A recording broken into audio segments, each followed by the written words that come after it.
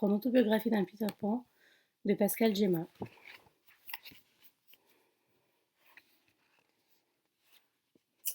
Retour à la publication de mes ouvrages. J'ai écrit en 2010 deux ouvrages coup sur coup, des hommages à Jean Gabin et Rémy. Autre-temps, un prix des deux personnages, mais n'a édité cette année-là que le manuscrit dédié à Jean Gabin. Rémy est sorti en 2011. Si je n'ai jamais pu joindre aux membres de la famille du regretté Jean Gabin, ma maison d'édition avait le contact direct avec celle de Rémy qui a corrigé mon manuscrit. J'ai ensuite effectué une centaine de corrections portant sur les faits historiques. Mais finalement, la famille de l'acteur disparu en 1946 a failli à nous emmener en justice en raison du fait que je citais dans mon livre des biographes de Rému qui avaient été attaqués devant les tribunaux. Heureusement, autre-temps, n'a pas été traîné au tribunal, mais notre ouvrage biographique a été privé d'un joli paquet de photos, qui aurait pu lui donner un peu plus de valeur. En tous les cas, Gérard Bluat m'a félicité de lui fournir de bons sujets. J'ai tenté de lui proposer des idées de romans, mais mon éditeur ne s'est jamais montré intéressé. J'étais un bon biographe, c'est tout. Des biographies que je peux qualifier aujourd'hui de synthèse d'ouvrages existants agrémentés, de témoignages inédits et de faits nouveaux. De toutes les façons, une biographie apporte toujours quelque chose de nouveau sur une personnalité. Vous pouvez lire 15 ouvrages sur Dalida, les 15 se complètent grâce à des éléments supplémentaires, même si on écrit des redites concernant les moments essentiels d'une carrière publique. En parallèle, j'ai fait paraître la fin de la trilogie du soldat allemand, avec d'abord en 2011 le retour du soldat allemand, dont l'action était située à Romans en 1956. Capturé en Biélorussie lors de l'opération Bagration, lors de l'été 1944, Fritz Heinz est parti en captivité en Sibérie durant une dizaine d'années. Libéré, le soldat allemand apprend qu'il a perdu toute sa famille lors des bombardements alliés en Prusse orientale. Fritz n'a qu'une idée, retrouver son amour romané, sa chère Suzanne. Il débarque un beau jour dans l'existence de l'ouvrière en chaussures et va reconnaître son fils, né en 1944. Un second tome qui a également connu un beau succès local comme le premier. À peine celui-ci présenté publiquement, j'avais déjà l'idée d'un troisième tome, écrit en 2012, Le fils du soldat allemand, janvier-juin 1975. L'impartial du 30 août 2012 résume mon livre. Cette fois-ci, il s'agit d'un roman proche du Club des 5 en version adulte. Fritz Heinz, le héros de ces 3 livres, est malade. Suzanne, son épouse, veille sur lui avec son fils Jean. Ce dernier se trouve d'un coup embarqué dans une sale affaire de trésors enterrés dans la campagne de Perrin. Le livre est illustré par une douzaine de dessins signés Gilles Rimbert. Il serait présenté le 6 décembre prochain à la médiathèque de Romans à partir de 18h30. En janvier 2013, revoilà Cyril Lehambre du journal Drôme Hebdo Peuple Libre, qui m'a consacré à nouveau un grand papier dans une de ses éditions au début d'année. Je me reconnais tout à fait dans cette description. De la basse ville jusqu'à l'avenue des Allobroges, des quais de l'Isère jusqu'au quartier de la Martinette, en passant par les Ors, qui n'a jamais croisé Pascal Gemma sur son scooter si caractéristique. Voilà le célèbre correspondant de presse de Dromeddo, parti à telle assemblée générale ou convoqué à telle conférence de presse organisée par la municipalité. Toujours par Mons et par Vaux, affable et facile d'accès, prompt à nouer la conversation, disponible, souriant, bref, apprécié de tous. Cette figure de la vie locale romanaise est partout. Une curiosité est une sociabilité naturelle qui lui serve à coller au plus près les réalités. Outre une vraie sympathie par les gens en général, Pascal Gemma avoue une passion pour l'écriture, au point d'être devenu en quelques années un auteur local très remarqué et reconnu, au moins sur l'agglomération romano-péageoise, et même au-delà. Janvier 2013, j'ai rencontré Christophe Lasserre-Ventura, le petit-fils aîné de Lino Ventura au siège de l'association Perce-Neige qu'il préside à Courbevoie. Après un bref mais courtois entretien, j'ai reçu son feu vert pour proposer à Autre-temps mon manuscrit dédié à son grand-père. Je suis rentré dans ma Drôme, tout heureux du travail accompli dans ce manuscrit qui faisait la part belle à la superbe histoire de Perce-Neige qui vient en aide aux personnes frappées par le handicap. La grande œuvre humaniste de Lino. C'était la marque d'originalité de ce livre publié en 2013, avec des clichés autorisés et fournis par la Fondation Perce-Neige elle-même. Un détail à propos de la photo de couverture, on a gommé la cigarette calée entre les doigts de Lino Ventura. Le politiquement correct sévissait déjà pour des publications littéraires. En 2014, j'ai enchaîné avec Coluche et ses Restos du Cœur. Je voulais insister sur l'histoire du noble combat mené par le défunt comique à la fin de sa vie. Tout un chapitre était consacré à ces fameux restos qui ne désemplissent pas malheureusement depuis leur création au milieu des années 80. Le coup de fil de Véronique Colucci, 1948-2018, sera l'un de mes plus beaux souvenirs de conversation téléphonique. Mis à part de détails recensés dans mon travail, la veuve du défunt comique a approuvé mon travail et donné son accord pour publication. J'ai regretté de ne pas l'avoir rencontrée. Cette femme était réellement sympathique et chaleureuse. J'ai effectué de nouveau un séjour à l'hôpital de Romans au cours du premier semestre 2014. Mon diabète s'était déréglé avec une glycémie qui s'emballait à la hausse. J'avais une hépatite sans gravité qui était très vite soignée tandis qu'on me changeait mon traitement. Je suis ressorti heureux de pouvoir vivre encore debout et de retrouver ma routine de correspondant de presse, bien occupé. Depuis quelques années, je constatais que les éditions Autre-temps avaient du mal à me rémunérer mes droits d'auteur annuels. Peu de chèques envoyés, mais des droits rémunérés avec des stocks de livres. Un jour, Gérard Buat m'a donné des conseils pour les projets dans les années qui viennent. Tu devrais écrire des hommages à Michel Serrault, Philippe Noiret ou Bernard Giraudot. Ce sont des personnalités de premier plan dans l'histoire du cinéma. J'ai pris note dans un coin de ma tête de ces projets suggérés, mais malgré l'admiration que je portais à ces artistes, j'avais encore d'autres projets à réaliser. D'abord, une anthologie des imitateurs inexistantes en France. C'est en tous les cas le constat que j'avais établi. Pour la première fois, c'était mon immense photothèque qui a servi à illustrer ce sujet formidable. L'imitation était un domaine que je connaissais bien et j'ai rédigé avec bonheur ce livre. J'ai livré courant 2015 ma petite encyclopédie de 250 pages. Dans la foulée, je promettais à Gérard de lui apporter une belle bio sur Serge Gainsbourg. Projet également approuvé. Je l'ai vite écrit tout en me voyant déjà avec un 10e titre édité chez Autre-temps en 2015. Malheureusement, alors que le livre était annoncé sur les sites habituels, j'ai reçu un coup de fil de Gérard Buat m'annonçant le dépôt de bilan d'Autre-temps. La maison d'édition avait vaincu. La seule qui m'accordait une réelle confiance et me dopait dans l'écriture de mes manuscrits allait rendre l'âme. Ce fut un véritable coup de massue alors que nous avions parlé, quelque temps auparavant, d'un 11e titre, Philippe Noiret, le gentleman du cinéma français. En fait, c'était une commande de Gérard à laquelle il tenait. J'avais déjà commencé mon boulot, malgré l'effondrement moral qui débutait chez moi à se faire sentir. Je me suis donné du courage et j'ai achevé le travail sur Philippe Noiret, tout en peaufinant mon Gainsbourg. J'ai insisté à la fin des éditions Autre-temps, mais Gérard ne m'a pas laissé tomber, et il a parlé de moi auprès de quelques connaissances dans le monde de l'édition. À Paris, les éditions Maya, dirigées par le jeune Pierre-Antoine Nicolaï, m'ont contacté pour une seule et unique collaboration intitulée Serge Gainsbourg, le génie multiforme. Bonsoir Thaïs, merci pour les likes, c'est gentil. Qui est sorti en 2017. Un livre qui m'a rapporté un bref passage dans l'émission de France 2. Un jour, un destin. Une brève journée parisienne au cours de laquelle j'ai enregistré dans un petit studio sombre situé dans la ville de Boulogne-Billancourt. Mais je ne suis pas parvenue à convaincre mon nouvel éditeur de poursuivre notre travail en commun, car la vente de Gainsbourg a été désastreuse. À peine 300 livres édités, quelques-uns vendus, et j'ai acheté le reste pour les revendre dans ma région.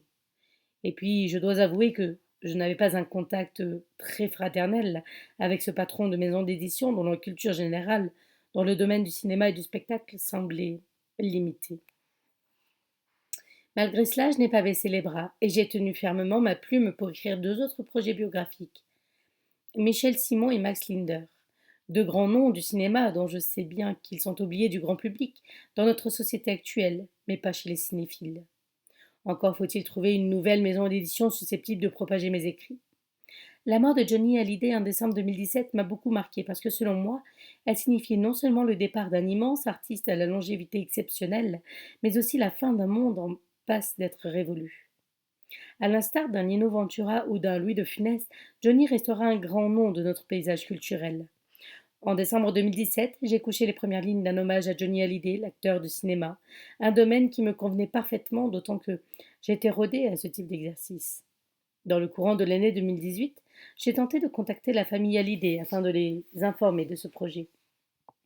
Encore une déception, une fois de plus. Aucune réponse en retour.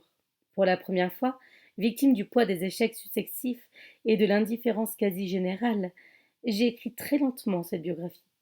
En 2019, à la veille de commencer mon autobiographie, mon 21e, mon 20e ouvrage, je me suis retrouvée avec 4 biographies de stars stockées dans mon ordinateur. Philippe Noiret, Max Linder, Michel Simon et Johnny Hallyday. Pour la première fois, j'ai eu la chance de bénéficier de la complicité de Monique Chaumette, comédienne et veuve du grand Philippe Noiret, qui a accepté de relire mon texte tout en apportant des corrections importantes, le rendant ainsi plus crédible. Maud Linder, la fille de Max Linder décédé en octobre 2017, n'a pas pu prendre connaissance de mon labeur achevé en 2020, tandis que pour Michel Simon, je n'ai pas encore cherché à joindre ses descendants. Il fallait donc continuer à aller de l'avant malgré toutes les embûches que je prenais sur mon chemin. Le soutien de mes amis m'a aidé à passer des moments de déprime plus ou moins virulents, selon les périodes. On ne fait pas toujours ce qu'on veut dans la vie, mais je n'ai pas à rougir de ce que j'ai écrit. Récemment, je discutais au téléphone avec le directeur parisien des éditions de l'Archipel à Paris, qui me suggérait de reprendre mon travail sur Philippe Noiret pour le transformer en ouvrage inédit de 400 à 500 feuillets. Monsieur Belfond m'expliquait toutefois que les livres de cinéma, notamment la biographie, ne se vendaient pas tellement sur le marché du livre français, sauf quelques exceptions. Finalement, rien ne s'est concrétisé avec l'Archipel malgré un projet de biographie que je devais écrire pour la comédienne Danielle Evenou. De tous ces déboires, j'en ai tiré une conclusion définitive en 2023. Je n'écrirai plus de biographie sur des artistes du cinéma ou du spectacle, sauf dans le cadre d'une commande rémunérée. En outre, si je dois être encore publiée, je traiterai des sujets locaux issus de ma Drôme natale. Mais écrire est une thérapie. Je ne sais faire que ça depuis des décennies. Et puis, on m'a toujours dit: sans projet, tu meurs, il faut s'adapter au monde actuel. Sinon, tu disparais. Hélas, ce n'est pas faux. C'est pourquoi faire mon autobiographie dès 2019 relevait aussi de la scène thérapie. J'avais commencé un autre projet, Mes rêves d'artiste, un recueil qui rassemblait tous mes rêves liés aux stars du showbiz et du cinéma. Mes réflexions faites, je ne sais pas ce que ce manuscrit puisse avoir quelconque intérêt pour d'éventuels lecteurs. Il faudrait sans doute être une personnalité de premier plan pour pouvoir proposer ce type de livre. Et encore. Mais les années passaient. Avec la cinquantaine bien frappée, je sentais que je devais faire attention de plus en plus à ma santé. Je repensais souvent à la phrase de Gainsbourg. Pas besoin d'être en maths sup pour comprendre que j'en ai plus derrière que devant. Le compte à rebours a commencé. Je ne peux pas affirmer clairement que je n'ai pas peur de partir, car la vie, on s'y habitue, et comme toutes les bonnes habitudes, difficile de s'en passer. Un jour, peut-être, je serai sans doute plus résolue devant l'irréversible et l'inévitable. Je ne pouvais pas clore ce chapitre sans évoquer la foire du Dauphiné. J'ai couvert une vingtaine d'éditions de cet événement piloté par une sacrée équipe qui a fait fonctionner à merveille cette vieille institution romanaise. Je citerai Emmanuel André et Michel Vagnoux, le tandem intergénérationnel de dirigeants qui ont géré cette foire de main de maître en proposant chaque année dans de bonnes conditions des possibilités de se faire connaître pour des centaines d'exposants, mais aussi 9 jours de spectacles, d'animation, la présence des stars et des people qui attiraient la foule venue de partout. La recette était bien ficelée, et la mayonnaise a toujours bien pris sur un vaste site excentré de la ville en elle-même. Malheureusement, l'aventure qui se déroulait sur ce site chaque année à l'automne s'est conclue en 2020 en raison non seulement de la pandémie, mais également par une décision de l'État qui a classé cet espace dans une zone sensible, ne pouvant plus accueillir du public proche d'une usine qui transformerait l'uranium enrichi. Une autre foire avec une autre équipe qui a vu le jour en 2023. La première édition s'est déroulée au mois d'avril et le bilan a été jugé satisfaisant par ses organisateurs. Bonne chance à eux. Ma foire à moi, celle que j'ai couverte durant 20 ans en tant que correspondant de presse, la première datait officiellement de 2000. J'étais badgée pour la première fois et je me souviens aussi qu'il fallait que j'apporte mes papiers écrits dans mon canard à un régisseur rigoureux dont les valeurs humanistes n'étaient pas des plus criantes. Quant à Michel Vagnoux, c'était l'âme de la foire, le pilier essentiel qui assumait tout. Un grand professionnel qui connaissait bien les ficelles du métier du showbiz, puisqu'avant de gérer des commerces d'instruments de musique, Michel a appartenu en tant que soliste à plusieurs groupes musicaux qui sévissaient beaucoup dans la région Rhône-Alpes. En 2000, les vedettes invitées se nommaient Gilbert Montagnier, Carlos, Laurent Romeshko. J'en ai profité pour engréger quelques témoignages au vu de l'écriture de ma biographie dédiée à Thierry Leluron. Carlos et Gilbert Montagnier m'ont laissé quelques mots intéressants.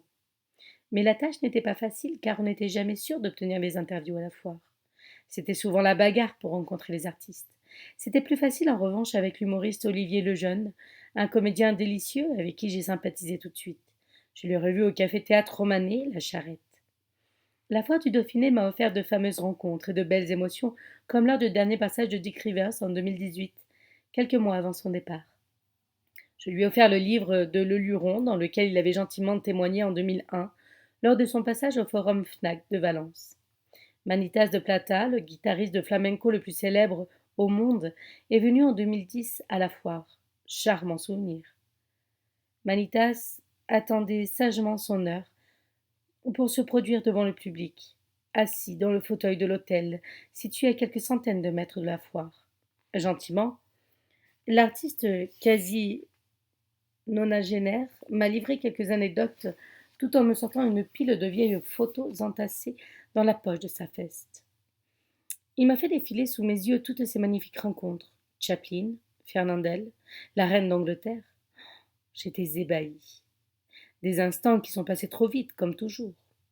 Si je devais écrire encore un ouvrage après celui-ci, je crois que ce serait un lien avec cette foire.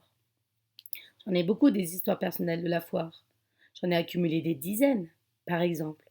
La venue de Sheila le 30 septembre 2006 a attiré l'immense foule des fans déjà blottis devant les barrières de la sécurité en fin d'après-midi pour un spectacle qui débutait à partir de 20 heures. Réalisant qu'il ne serait pas facile d'approcher la chanteuse de l'école est finie, j'ai réalisé un coup de maître, 1 heure avant le show de celle-ci. Accompagné par Serge Sibu, un fidèle ami de Michel Vagnon, nous sommes parvenus à obtenir quelques minutes privilégiées aux côtés de Sheila dans sa loge. Nous avons déjoué la surveillance pourtant permanente du terrible régisseur. Inutile de préciser que je n'ai jamais récidivé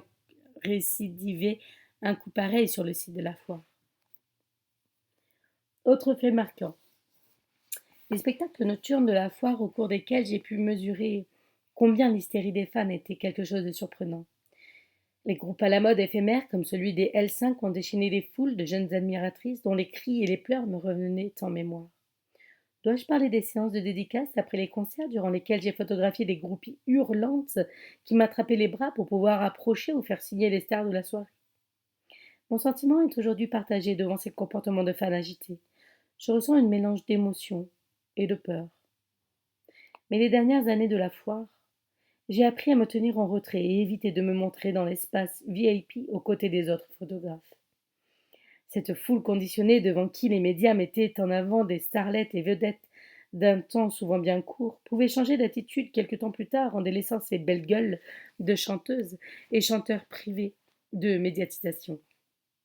J'ai souvent rendu heureux des visiteurs qui étaient très satisfaits de poser à côté de leurs vedettes. J'ai vu des pleurs, entendu des cris, s'agiter des gens qui perdaient parfois toute retenue pour une photographie. En septembre 2002, en septembre 2012, Hélène Ségara était présente en ouverture pour un concert qui est malheureusement annulé en raison de la pluie. Une famille est venue spécialement de la Loire sur le site pour ne pas manquer cette venue. C'était touchant de les voir un peu tristes, mais contents d'être là. Nous avons sympathisé. C'était cela aussi la foire. On créait des liens autour d'une table, dans une allée, sur un stand. Combien de photos j'ai envoyées à ces gens qui n'attendaient que ça? Je ne peux pas les compter, mais ça dépasse des milliers. À mon tour, je suis devenue un des personnages de la foire. Je dois avouer aujourd'hui que lors des premières éditions, je finissais par avoir les larmes aux yeux quand le dernier jour arrivait. Voir les allées se vider, les stands démontés, les programmes au sol soufflés par le vent d'automne, le fait de se séparer de l'équipe et des copains, tout cela me flanquait un sacré cafard. Pendant quelques éditions, j'ai eu la chance de faire la conclusion avec l'ami Michel Vagnou, qui m'emmenait avec une partie de ses amis du staff prendre un bon repas autour d'une table souvent orientale ou dans le défunt chalet savoyard. Je ne dirai jamais assez merci à cette foire, qui a tant donné du bonheur à des milliers de gens qui venaient pour s'imprégner d'un monde composé d'un espace commercial représentatif de notre région, mais également passer quelques heures à écouter, vibrer, applaudir devant la scène.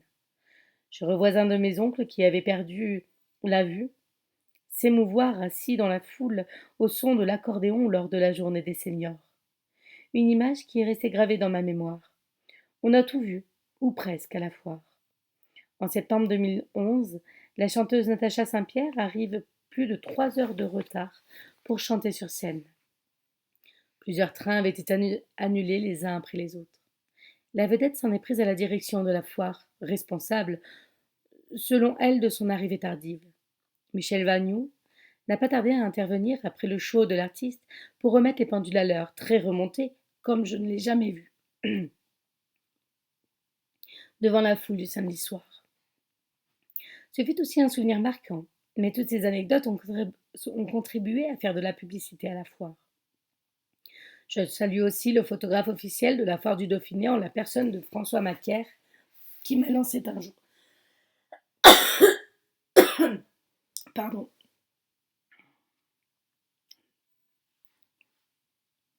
Qui m'a lancé un jour. Il n'y a personne qui est inapprochable.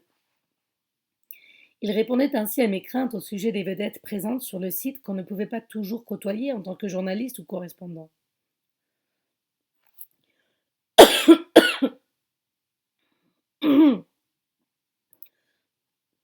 La foire du Dauphiné m'a procuré de grandes et belles émotions. Chapitre 4e.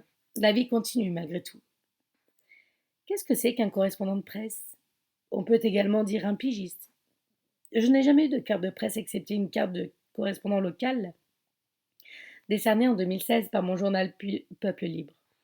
Tous les correspondants ont eu droit au même régime que moi. Un correspondant local de presse, connu sous le sigle CLP dans le jargon journalistique, est un journaliste au sens large du terme, chargé de rendre compte de l'actualité des zones géographiques qu'il couvre pour un journal. Personnellement, je n'ai jamais travaillé d'une façon rémunérée pour d'autres médias, télévision ou radio. Mis à part à l'âge de 20 ans pour animer durant quelques semaines les programmes d'une antenne radiophonique chrétienne dans ma région. Une autre fois, j'ai été employée avec une feuille de paye. C'était en 1996 dans une radio lyonnaise où on m'avait demandé de prendre la voix de Pierre Perret dans le cadre d'une publicité pour des yogourts. Toute une matinée à travailler. J'avais donné entière satisfaction ce jour-là aux animateurs de la station dont j'ai oublié le nom. Le journalisme parler n'a rien à voir avec l'écriture, car il requiert des qualités indispensables comme savoir s'exprimer ou posséder une belle élocution afin d'offrir le meilleur de soi-même aux éditeurs ou aux téléspectateurs. Je n'ai rien fait pour la télévision, mis à part répondre à des interviews récentes pour des chaînes du net. Je ne m'en sortais pas trop mal, mais faire du journalisme à l'écran ou devant un micro, cela s'apprend. Et cela ne s'est jamais trouvé. J'ai mis plus de 20 ans pour connaître à peu près toutes les ficelles du métier de correspondant local de presse. 20 ans pour absorber les termes, les techniques, les subtilités, les finesses qui font qu'on finit par être admis, à défaut d'être connu, comme un bon correspondant qui sait écrire, aller au contact des autres, échanger, parler, recueillir, saisir les mots qui vont intéresser les autres. Certes, nous ne sommes pas toujours bien acceptés et j'ai eu quelques malheureuses expériences. Un jour, je me suis retrouvée harponnée sur le terrain par un type un peu exalté qui a carrément insulté mon journal d'intégriste et de catho-sectaire. Dans ces moments-là, il faut savoir rester zen pour ne pas verser à son tour dans l'insulte ou l'anathème, d'autant qu'on ne me le pardonnerait pas. L'impassibilité et le silence sont souvent bien redoutables en guise de réponse. J'ai appris qu'observer une, Pardon. J'ai appris qu'observer une attitude de mutisme avait plus d'effet que de se mettre en colère. Et puis s'emporter, c'est mauvais pour la santé. Faire le correspondant, c'est exaltant parce que chaque jour est différent et c'est rarement répétitif, sauf quand on rédige sur son clavier. Certes, on s'expose à tous les comportements, tous les caractères, les attitudes, mais j'ai rudement progressé face aux autres. L'échange verbal n'est pas toujours facile et je dois avouer qu'il y a bien quelques personnes qui ne m'aiment pas sur la place publique romanaise. Et comme je l'affirme souvent, fais bien ou fais mal, tu seras toujours vivement critiqué. Je me souviens de ce que me disait un de mes amis. Comment peut-on te détester, toi? Mais personne n'échappe à des jugements de valeur, car on ne plaît pas à tout le monde, et c'est comme ça. Il faut apprendre à composer avec les êtres humains sur cette terre, sinon on ne vit plus. Je pense que j'ai su évoluer avec le temps. Je suis devenue plus pondérée, modérée, à l'écoute des autres, sans parti pris, relatant tous les points de vue pour mon journal. Par exemple, Concernant les papiers sur la politique, j'essaie de faire au mieux afin de reprendre le message essentiel qui m'est délivré par les uns et les autres. Je ne suis pas éditorialiste pour un journal d'opinion. Non, je rapporte les propos des militants accrédités ou non pour parler de leur programme. De LFI au RN, en passant par toutes les autres formations politiques de notre échiquier français, en accord avec ma rédaction, j'ai toujours répondu présent à leurs invitations. Et j'ai toujours pris du plaisir à connaître les engagements et les prises de position de tous ces représentants des partis. Sans exception. Je me souviens d'une anecdote au début des années 2000, quand je pigeais pour l'impartial. Un journaliste professionnel a refusé de couvrir une réunion publique animée par Jean-Marie Le Pen. J'ai pris la relève. Je me suis rendue dans un hôtel romanais pour effectuer mon travail en relatant la conférence de presse du leader du FN, d'autant que le personnage alimentait à l'époque les gros tirages des journaux. Maoul, merci pour les likes, c'est gentil. Personnellement, je parle avec tout le monde. Je prends toutes les informations, je serre les mains, je fais des bises aussi quand c'est possible. Un peu moins de bisous depuis l'arrivée de ce damné virus en 2020. Je ne cacherai pas que les communistes locaux ont mon admiration parce qu'ils sont sans cesse sur les marchés, dans les rues, au contact de la population pour proposer, diffuser, débattre malgré des scores électoraux qui doivent plomber un peu leur morale. Je reconnais aussi que j'ai appris beaucoup de choses essentielles grâce au coco en matière d'économie. Mais moi qui suis carrément nulle dans son domaine. Il y a aussi le monde associatif, romans et bourgs de péage. Compte des dizaines d'associations de toute nature, sportives, de chasse, d'animation, création, clubs de seniors. Aujourd'hui, certains confrères m'affirment qu'il ne faut pas couvrir toutes les assemblées générales, alors que je pense exactement le contraire. Pourquoi? Parce que c'est un moyen de faire découvrir notre titre et de décrocher quelques ventes du journal au numéro. Évidemment, c'est plus vendeur de se rendre dans une assemblée générale où se déroule un affrontement de personnes au sein du bureau. Le bordel associatif, c'est comme une maison qui s'effondre. C'est du fait divers racoleur pour des lecteurs qui lisent de plus en plus vite et qui achètent seulement du papier quand ça cogne ou ça saigne à la une. Les associations aiment en général les présences des médias, dont les journaux papier, qui relatent leur objectif, leur vocation, leur annonce, parfois leurs cris de détresse ou plus joyeusement leurs instants festifs. C'est surtout l'occasion de glaner de l'information et de décrocher des papiers plus larges, évoquant de grands projets. Une association qui va mettre en place un tournoi sportif, une compétition de haut niveau ou faire venir une célébrité de premier plan pour plaider une belle et noble cause. C'est toujours intéressant. Tout comme il faut se rendre aussi aux matinées conviviales dénommées cochonailles, paella, dio, trip ou je ne sais quoi encore. Non, non pas pour s'empiffrer de bon matin de produits gras, mais pour se montrer, prendre des numéros et décrocher d'autres sujets tout en créant le lien social. On peut ressentir des états d'âme, mais je pense qu'il ne faut pas les afficher, les montrer. J'ai couvert une fois le résultat d'un safari de chasse dans le Vercors. Devant moi, les chasseurs avaient aligné des carcasses de sangliers et de cerfs encore sanguignolantes. Je ne peux pas dire que c'était un spectacle attrayant. Du tout. Moi, l'ami des animaux. J'étais évidemment contre cette boucherie, mais je devais faire mes photos puisque cela relevait de mon travail et que je me devais de respecter ces gens avec leurs traditions.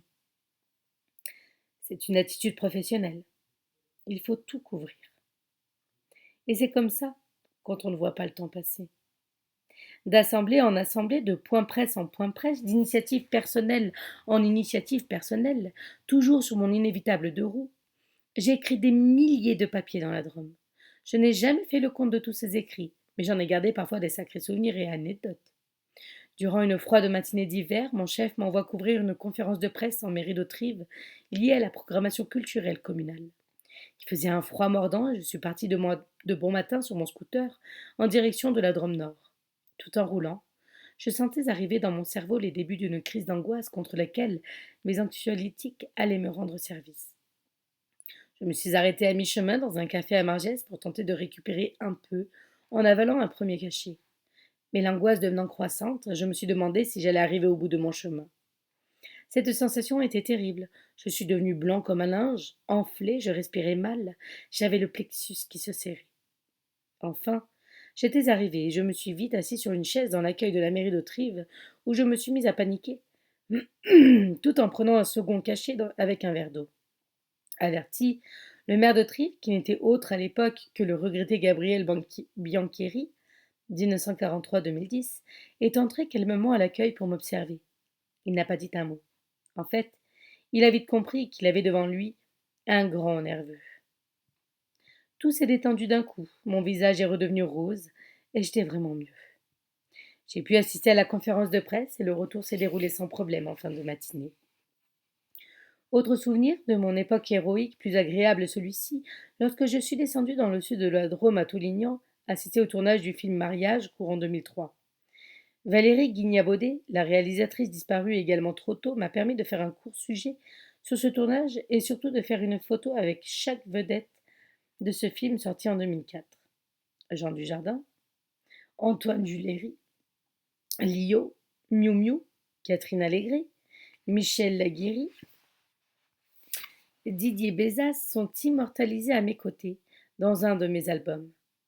Au sujet des selfies et autres photos prises par mes soins aux côtés des personnalités, on m'a souvent demandé bah, à quoi ça sert de se faire prendre en photo avec des personnalités?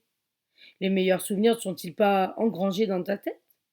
Est-ce que c'est vraiment professionnel comme attitude? Ces questions tiennent la route, mais de mon point de vue, j'ai toujours considéré depuis le début de ma carrière des pigistes que prendre une photo aux côtés d'une actrice, d'un acteur, d'un sportif de renom, etc., relève d'un grand avantage en nature du correspondant. Pourquoi je ne le ferais pas? Après tout, j'ai toujours fait des entretiens, quand c'était possible, et cela m'a toujours fait plaisir de garder un souvenir digne d'un correspondant privilégié.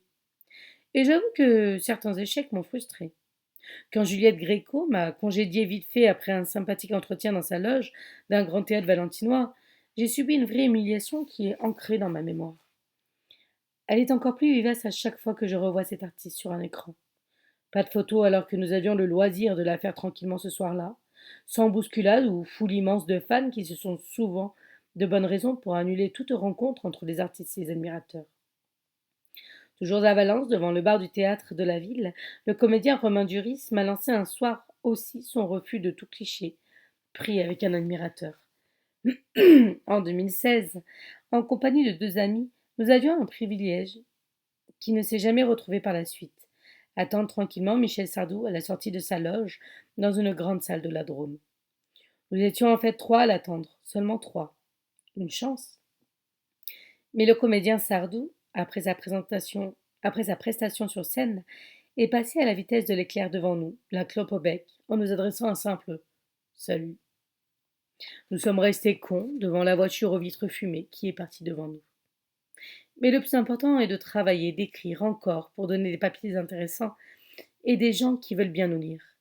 Je ne dis jamais non quand mes chefs me demandent d'aller à un tel endroit. Seule la maladie pourrait m'arrêter.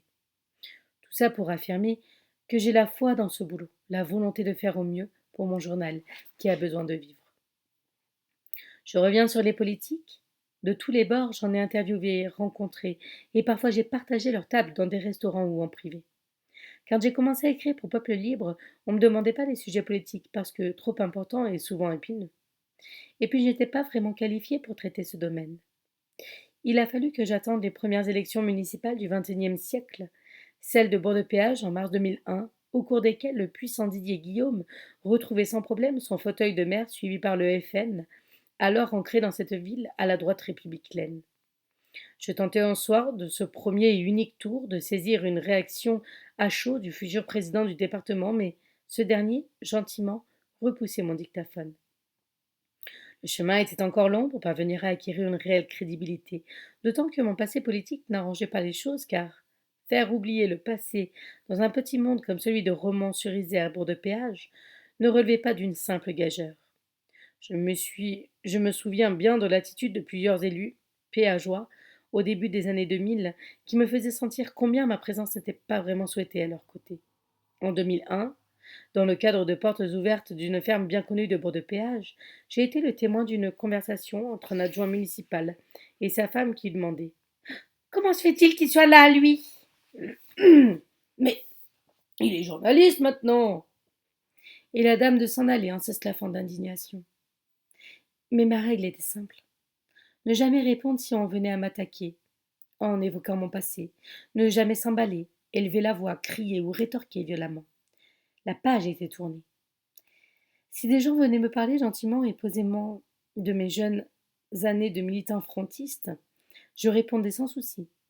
J'ai le regret tenace de ne pas avoir pu échanger quelques mots avec Didier Guillaume au sujet de mon passé. Je sais bien qu'il y avait des choses plus importantes à faire, mais tout de même, il aurait pu me consacrer une petite heure dans un bureau en mairie. Henri Berthollet, maire de Romans de 90 à 2012, était un humaniste sincère avec qui on pouvait parler. Quand ce dernier m'a vu arriver sur le terrain municipal avec mon bloc sténo et mon appareil photo, il n'a jamais manifesté d'hostilité. Pourtant, il connaissait mon passé politique. Un beau jour, nous nous sommes retrouvés en conversation autour d'un verre. Joël, sa sympathique épouse, enseignante comme son mari, était aussi à l'écoute. Sans vouloir me justifier d'un crime que je n'ai jamais commis, j'ai parlé de mon passé de petit provocateur sans envergure, désireux de faire parler de lui avec des idées certes, mais sans soutenir le pire.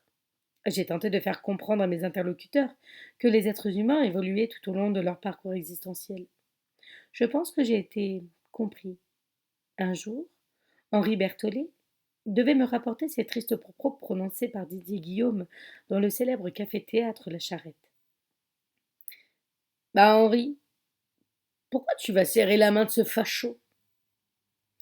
C'est vrai que Didier Guillaume ne m'a jamais rien pardonné et a sans doute préféré garder ses préjugés à mon égard.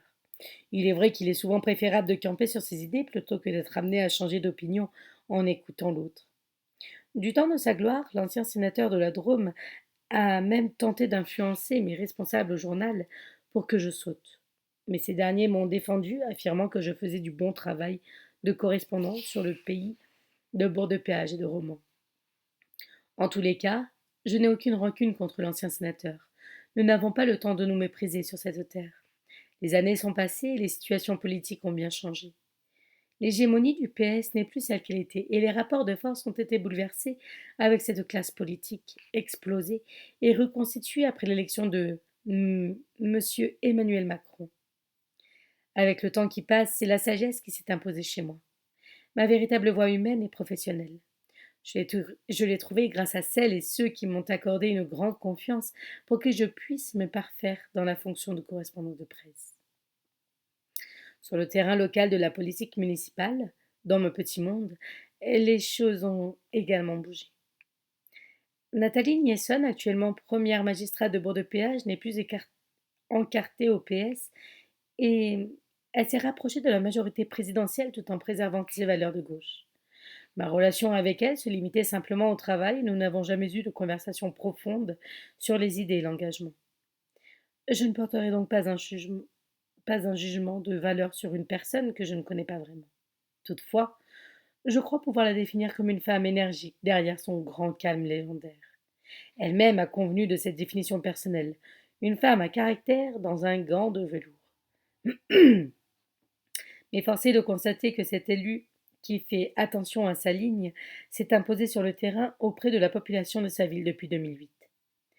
Elle a fait une gestion de proximité qui lui réussit bien.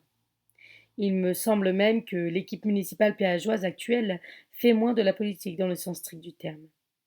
Du temps de l'équipe de gauche clairement socialiste, le dogmatisme politique était plus prégnant dans les actions municipales. Il me semble qu'aujourd'hui, le pragmatisme l'emporte sur l'idéologie car il veut venir en aide aux précaires, mais aussi au commerce et à la vie associative. Et puis les problèmes de sécurité sont devenus plus fréquents et leur faire face relève d'un défi qui dépasse les clivages des partis. Il semble que cette gestion locale fonctionne. Le verdict des élections municipales est là pour constater que les citoyens péageois semblent dans leur majorité plutôt satisfaits. Je passe sur l'autre rive à la rencontre de Marie-Hélène Toraval, maire de Romans depuis mars 2014.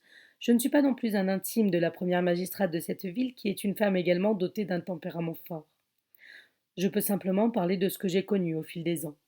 Madame Toraval doit composer avec une opposition plus forte à sa politique municipale par rapport à la municipalité péageoise. Ses opposants lui ont reproché son manque de concertation, de cliver les gens et des prises de décision tranchées.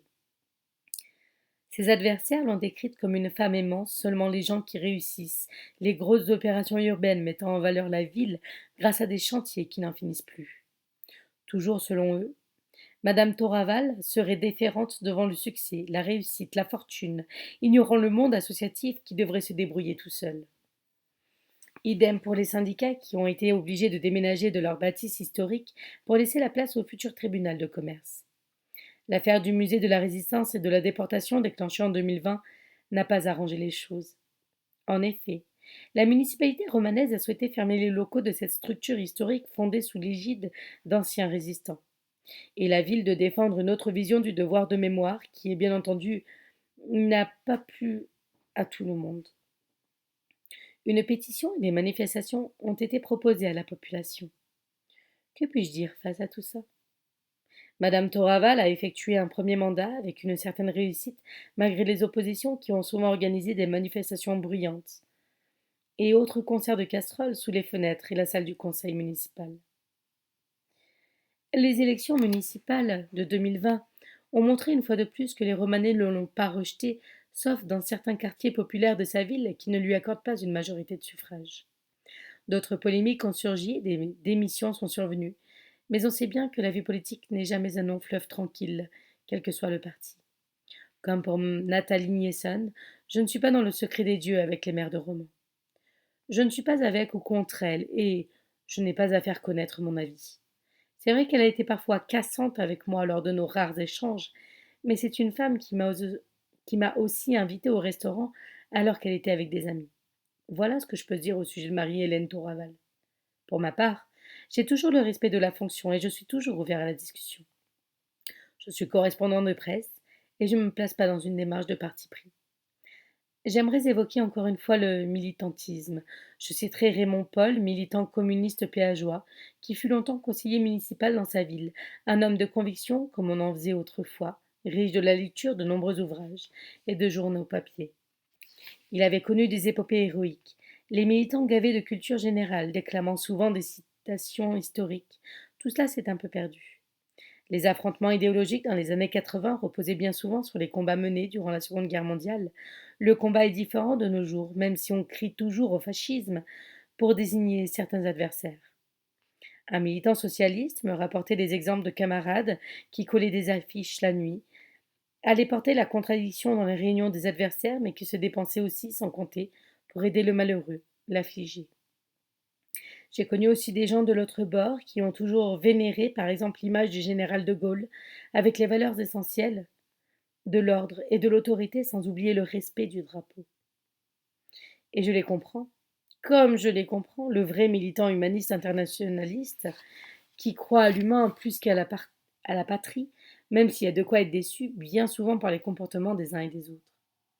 On pourrait disserter des heures et des heures sur la question de l'engagement politique.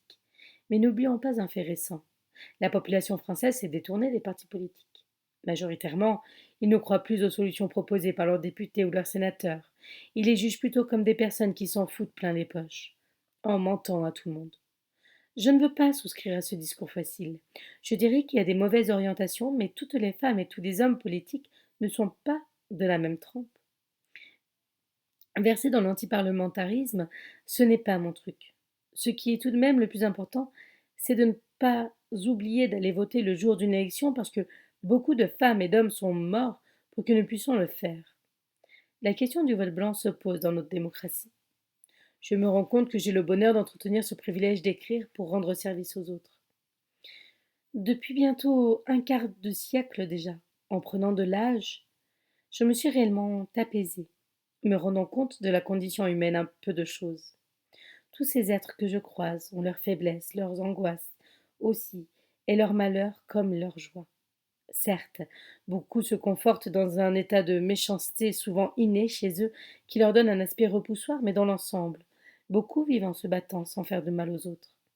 J'apprécie le changement notable de ma personnalité, enrichi par toutes ces rencontres, ces confrontations, ces échanges. Combien de réunions, d'assemblées, d'anniversaires d'anciens j'ai couverts?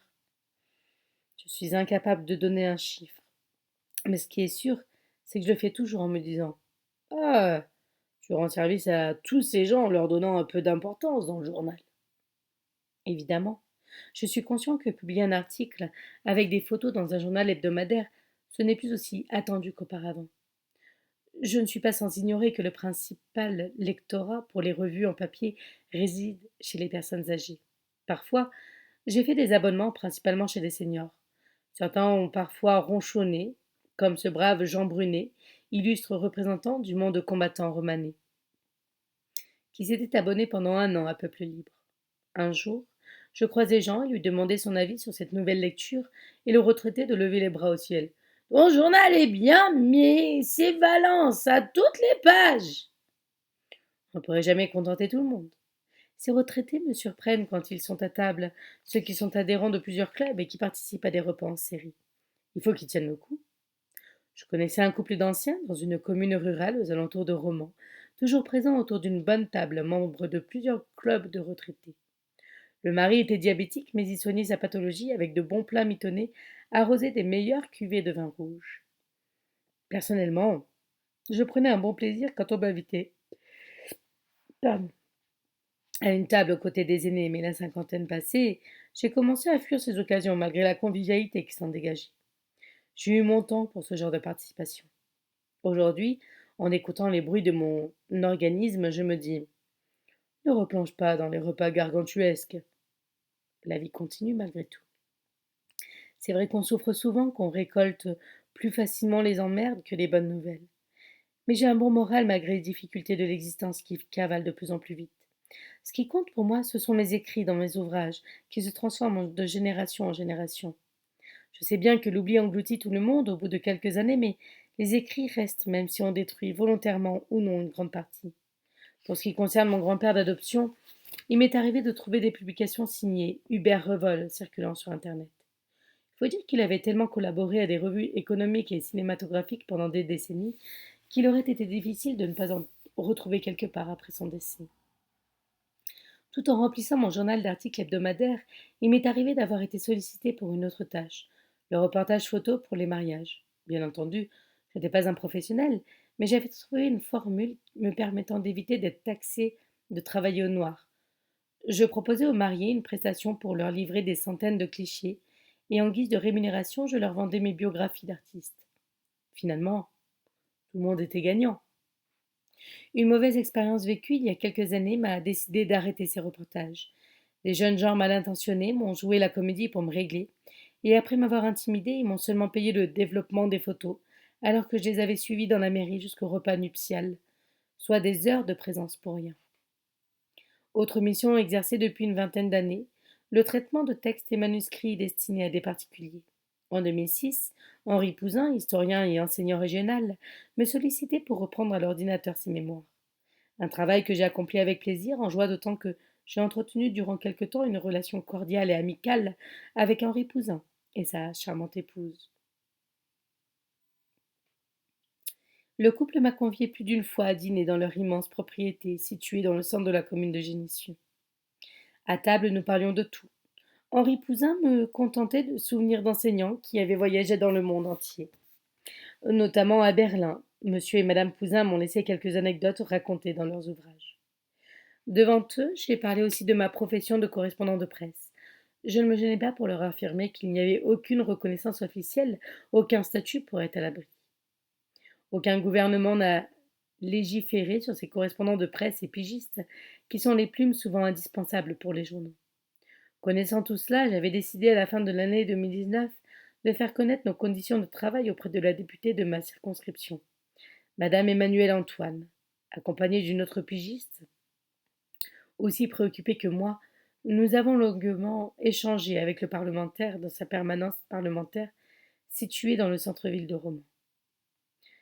Madame Antoine a pris connaissance de nos situations personnelles tout en promettant d'en référer en haut lieu. Promesse tenue quelques semaines plus tard avec l'envoi d'un courrier signé Franck Riester, alors ministre de la Culture. Une lettre personnelle dans laquelle le ministre déclarait avoir pris en compte notre situation, etc. La formule est bien connue, mais ça faisait du bien à la lire. Nous nous faisions guère d'illusions, mais il fallait savoir être tenace. C'est vrai que j'aurais pu bifurquer sur une autre voie professionnelle, mais j'ai toujours persisté à continuer ce job pour lequel il faut avoir la foi. Et j'ai toujours résumé ma défense ainsi. Tu n'es pas un hors-la-loi ou un fainéant.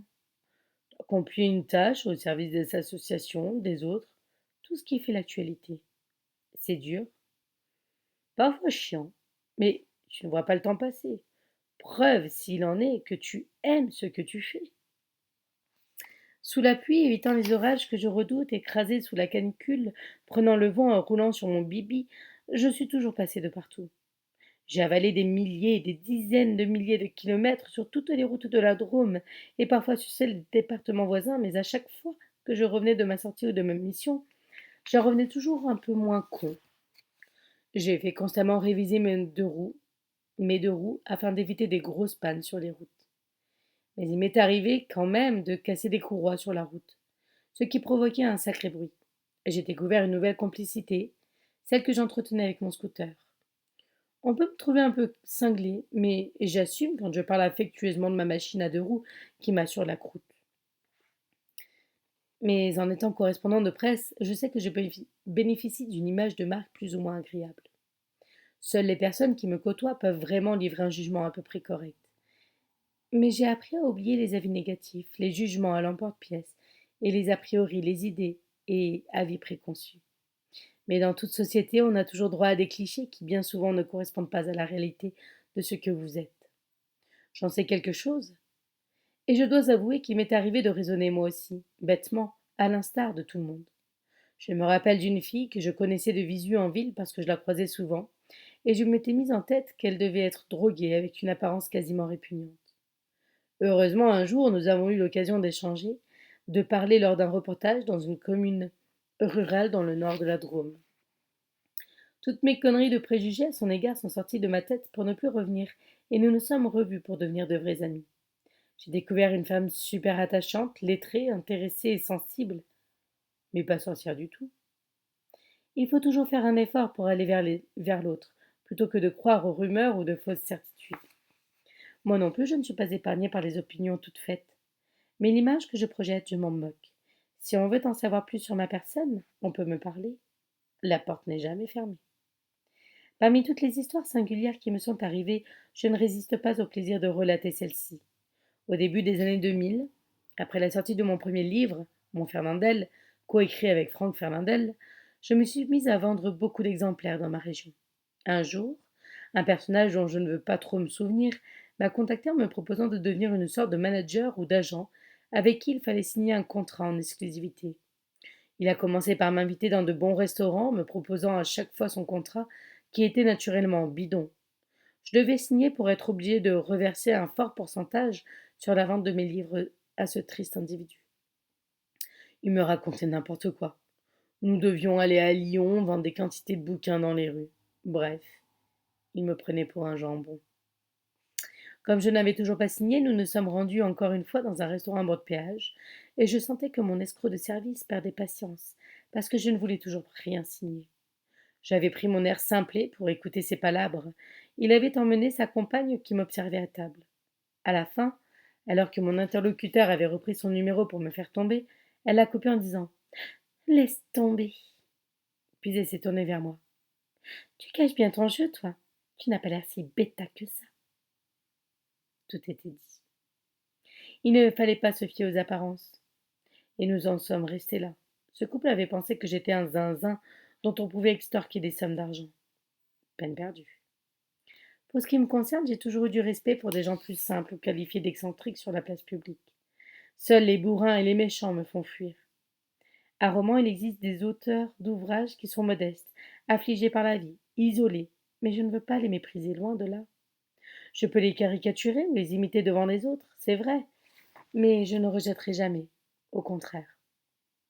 Je leur fais bien volontiers des articles. Un maître mot m'anime. Le respect. Dans notre époque brutale, un petit mot d'esprit ou gentil bien placé, cela fait plaisir. Un couple d'amis romanés qui vit aujourd'hui dans les Vosges me disait souvent On t'aime bien, Pascal, parce que toi, tu poses pas des questions gênantes ou curieuses. C'est vrai que je ne suis pas intéressée ou je ne joue jamais au procureur quand je fréquente des personnes que j'apprécie. D'autres font ça, mais moi non. Il m'est arrivé de me retrouver dans des soirées en petit comité au cours desquelles je devais faire face à un véritable tribunal. Les questions existentielles fusaient. Pourquoi tu n'as pas le permis? Pourquoi tu n'es pas marié? Et pourquoi tu vis dans un logement modeste? Très peu pour moi, ça. La vie n'est pas un rapport de force, un jeu d'apparat indispensable pour fréquenter du monde. On m'a aussi demandé si je cultivais une quelconque double culture par rapport à mes origines. J'en profite pour préciser les choses. Je ne me définis pas comme un franco-tunisien. Je préfère faire vivre chez moi le meilleur de mon métissage, le côté chaleureux et la bonhomie du Sud. La table ouverte pour celles et ceux qui veulent partager un bon moment fraternel.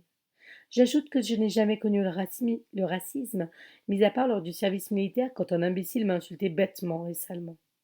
Il avait été vite recadré par un militaire du rang, avocat de profession dans la vie civile, qui lui a brandi sous le nez la Déclaration des droits de l'homme.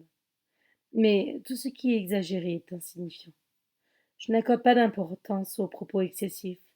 La vie, savourons-la, sur terre, avec un minimum de prise de tête. Nous avons l'éternité dans l'au-delà pour nous poser des questions. Que va-t-il m'arriver? Je n'en sais fichtre rien, comme tout le monde.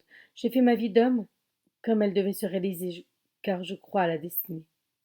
Je suis un peu fataliste, c'est vrai. Je suis venue dans un monde où je croyais que tous les êtres humains s'aimaient. Ma famille et mes proches étaient pour moi des modèles, pas de critique, pas de méchanceté. J'ai découvert adulte que personne n'était exempt de vices et de défauts. Cela ne m'empêche pas de clamer que j'ai grandi dans un bel univers, même imparfait. Je veux croire jusqu'au bout à ces instants formidables passés dans une famille exceptionnelle. Le temps a passé.